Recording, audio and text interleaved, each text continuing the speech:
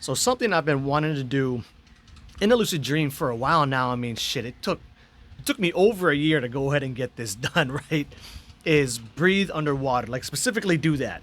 And I've had dreams where I've been like in space and stuff and was breathing in space, but it wasn't ever that much of I was more happy to be in space than ever think about that I was breathing fucking space air or some shit, right? But about a year or so ago, I ended up reading this story, and it was some lady's experience about how she was, lucid in a dream, and she was breathing underwater, and it was just the most amazing thing ever. And I thought to myself, like, shit, I don't ever recall ever actually doing that before. That's something I should try to do. And I dream about surfing a lot. Normally not lucid, and a lot of times when I'm surfing, one of the things I have is this fear of like, oh shit, it's gonna get too big, I'm gonna drown and shit. So I thought, hey, maybe breathing underwater in a lucid dream might also be helpful for me to go ahead and do on top of that. But nonetheless, it was a pretty weak intention that I set there, and it took, you know, a year or more to go ahead and get that shit to finally happen. And the way it did happen was kind of funny too, where, my son and I were watching the show, and, they were breathing underwater and shit in the show. And I was thinking like, oh, what would it be like to breathe underwater? Then it finally pinged my memory. I'm like, hey, shit, that's something I've been wanting to do in dream for a long ass time, but haven't actually gotten to do yet. So anyway, that night is when I had this dream. Like I'm up on a mountain for a friend's wedding, and I realized, oh wait, this guy got married already. Something's kind of strange here. Okay, get lucid.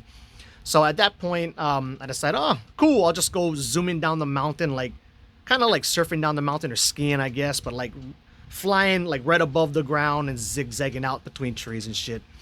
So I do that down the mountain. It's a lot of fun. Get to the bottom, and I'm thinking like, like what the hell should I do now? So I'm looking around, and there's this town kind of at like the bottom of the mountain. I figure, oh, I'll go check it out, but it's totally deserted. Like there's no dream figures there or anything. So I'm walking around thinking like, man, like what the hell am I gonna do?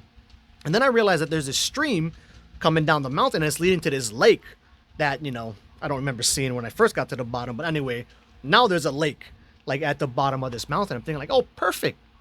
I should go breathe underwater in this lake. It's something I've been wanting to do for a long time.